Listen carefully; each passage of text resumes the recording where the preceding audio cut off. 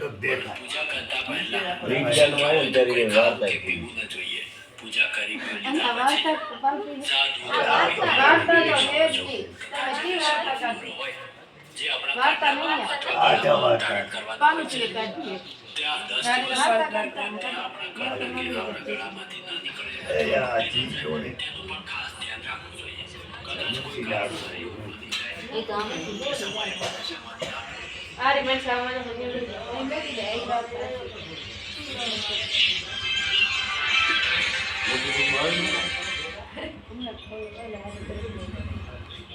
જય દશામાં કળયુગમાં જ્યારે મનુષ્ય આદિ વ્યાધિ અને ઉપાધિથી ઘેરાઈ જાય છે ત્યારે સુખ સમૃદ્ધિ અને શાંતિની શોધ માટે વ્રત ઉપવાસ અને વિધિ વિધાનનો સહારો શોધે છે. દશામાનું વ્રત આ જ પ્રકારે તમામ પાપોમાંથી મુક્ત કરી જેને સમૃદ્ધિ અને શાંતિના માર્ગે દોરે છે. આ રહી આજે હું તમને દશામાના વ્રતની વિધિ કહીશ. જય દશામાં પૂરો રાખી કે બસ રમણા જય દશામાં જય દશામાં દશામાનું વ્રત કરવાથી ઘરમાં સુખ સમૃદ્ધિ અને શાંતિ મળે છે. અને જો દશા ખરાબ ચાલતી હોય તો એમાં સુધારો થાય છે. આ વ્રત અષાઢ વદ અમાસ એટલે કે દિવસ અને દિવસથી શરૂ કરે. શું લેવા આ વ્રત કરનારે સવારે નાહી ધોઈને વાર્તા સાંભળવી અને 10 દિવસ નકોડા ઉપવાસ કરવા.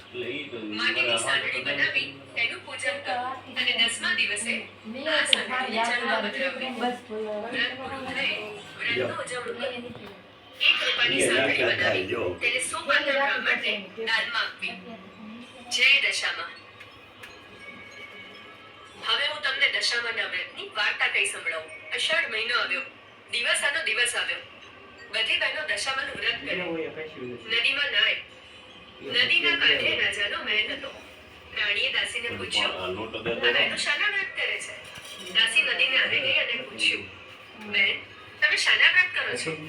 બહેનોએ કહ્યું, દશામાના. એ વ્રત શી રીતે થાય? દાસીએ પૂછ્યું. બહેનોએ કહ્યું, 10 સૂતરના તાંતણા લેવા, તેને 10 ગાંઠો વાળવી અને દોરાને કંકુ લેવું. દાસી મહેલમાં આવીને રાણીને વાત કરી.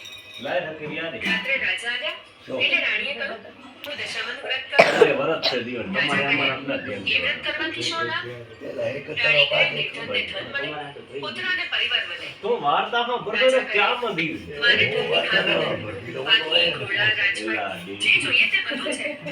રાજાના અહંકારમાં દર્શાવતી રાણીની છાયા અને ખાધા પીધા વિના જ સૂઈ ગયા. રાત્રે દશામાં આવ્યા બસ અને બોલા રાજાએ બસ પછી નકામ